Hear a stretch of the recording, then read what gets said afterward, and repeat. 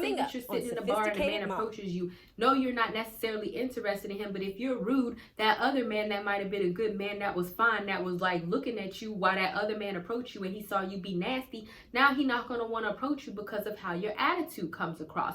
So you have to be positive, wait with expectancy, and also don't be bitter.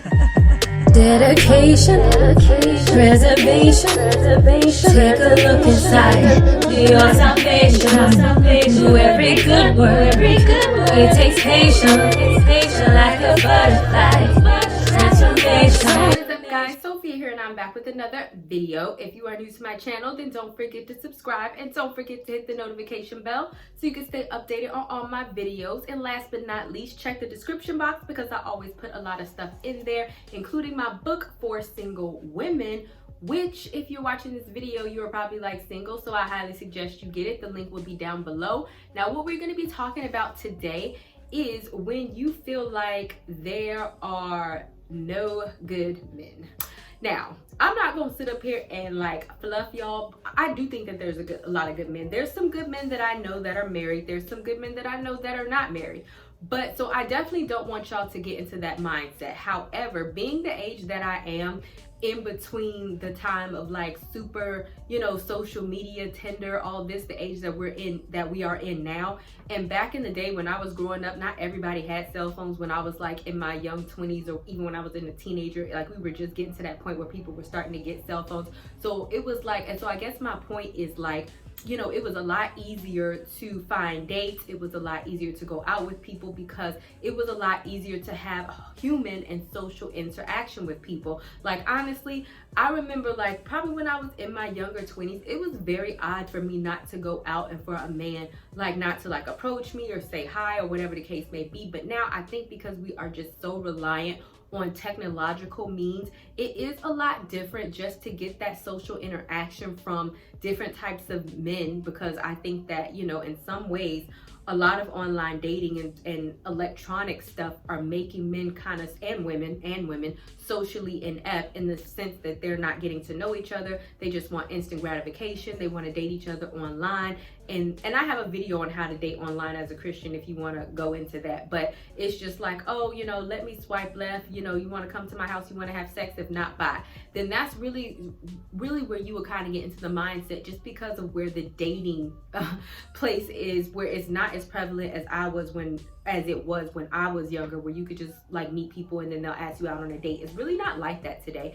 And I guess my point is that it does kind of give the perception that, dang, there are no good men out here. There are just men for hookups and all this, that, and the third. And even though that might be the case, you know, what I want to say is that ultimately you don't have to do anything that you don't want to do, and you can always set the standards in whatever people that you deal with and the relationships. If you don't want to be a hookup type of girl, if you don't want to buy into the stuff that some of these men are selling, then you don't have to do it. Don't ever feel pressured to do whatever. I don't care what a man tells you. I don't care how lonely you are. If you don't ever lower your standards just because you feel that there are no good men out there. But with that being said, I do feel like there are certain things that you can do to try to position yourself to be found by a good man, because I know we always hear the Bible verse from Proverbs 31. Oh, he who finds a woman worth more than rubies. And so we always say like, oh, we shouldn't be chasing a man in X, Y, and Z. And I certainly believe that you should not be chasing a man.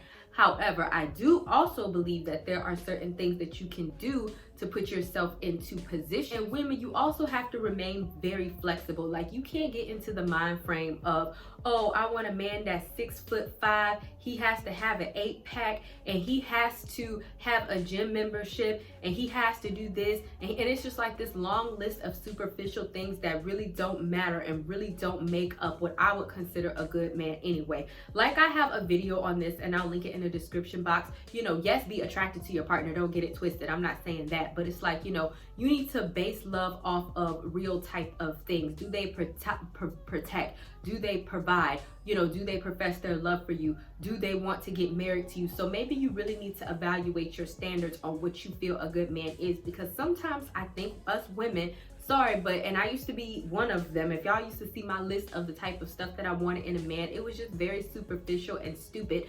And then it kind of took God giving me that man that met the stuff on my checklist for me to realize, wow, this is superficial and stupid. And even though this man meets the stipulations on my checklist, really he wasn't necessarily a good man. So you have to evaluate, what is a good man anyway? What do you really need, and what do you feel like God wants you to have in your life? And are you open to that, or are you just shutting yourself off to certain things because they don't meet some type of stringent criteria on your checklist?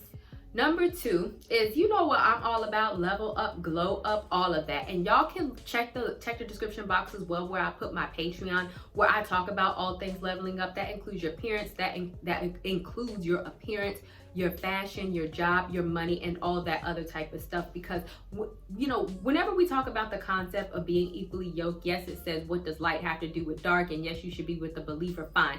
But to me, that's just the base level of that sort of thing. If you are looking for a good man, then can you be equally yoked to what you're looking for in a partner? So remember that whole little list that I told you to make up from the first one? You have to evaluate that list, and you have to go down and say, am I this person on this list? If you want somebody who really cares about their health, they like to work out, and they maintain a good physique, and they're really into health and wellness type of stuff, then are you that type of person? Because if that type of person is into that sort of thing, they're not going to want to be with somebody who is not into that sort of thing. And so you have to match yourself up to what you're asking for in a partner, and not just necessarily come up with all of these stringent things of this ideal perfect type of man. But if the man was to come to you, he'll be like, okay, like, I have my stuff together, but what are you doing over there? And I feel like even when we evaluate Esther, and I've also said this several times on my channel, if you read, I believe it's in chapter 2, the book of Esther, when she came up off the street and she was an orphan, yes, she went through beauty treatments for a whole year.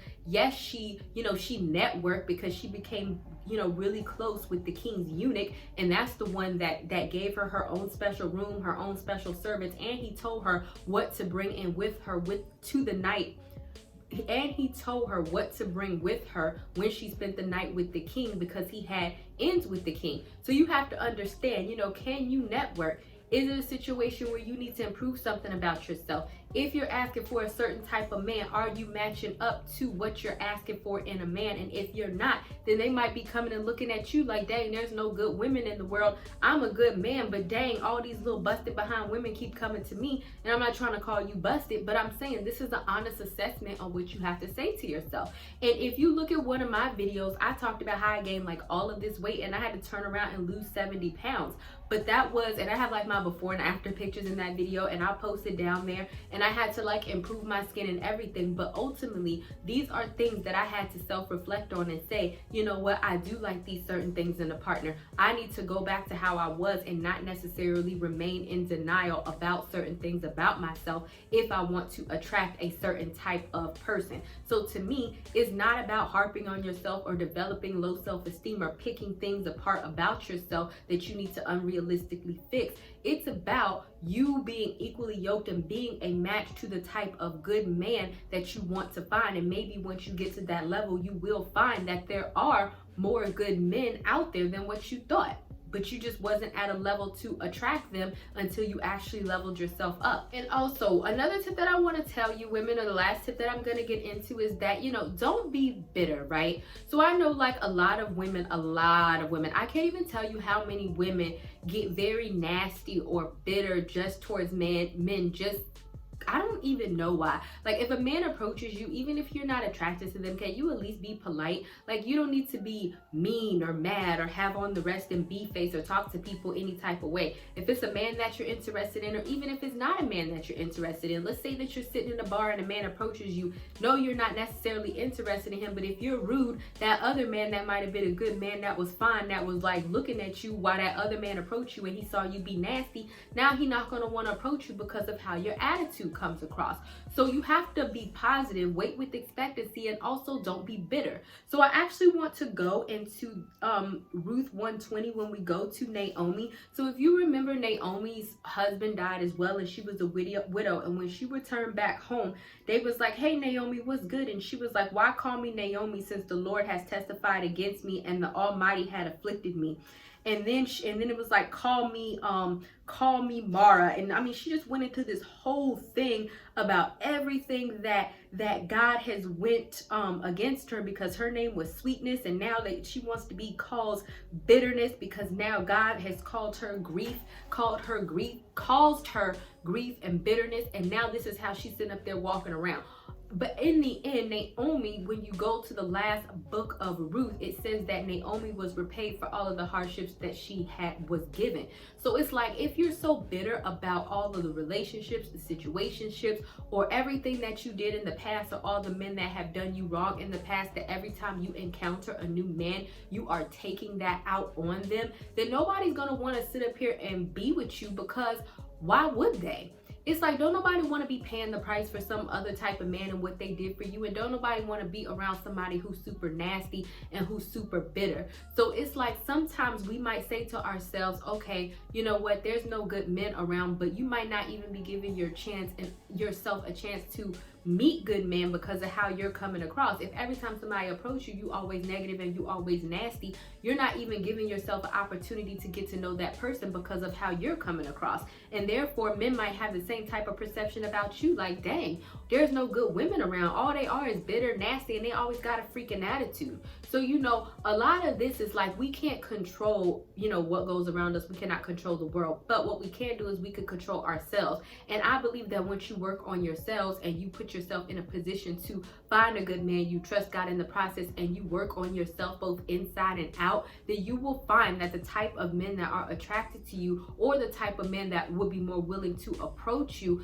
or the type of caliber men that will be more willing to approach you, might change. Instead of just having it in your mindset that there's no good men out there and that you're doomed to be single forever, and you're just gonna walk around with a mad face with a frown, and just want to give everybody the middle finger anytime they come up to you, because they probably no good anyway. That's not the right type of mindset to have, okay? All right, guys, so I definitely hope that this video helped you. I would love to know what you think. Do you ever feel like you know, technological advances have made it difficult to date or to find men? Do you feel like you do have an air of like, dang, there are no good men out there and I'm just sick of dating? I would definitely love to hear it. You can leave that in the comments down below, and I will see you guys another day, another time.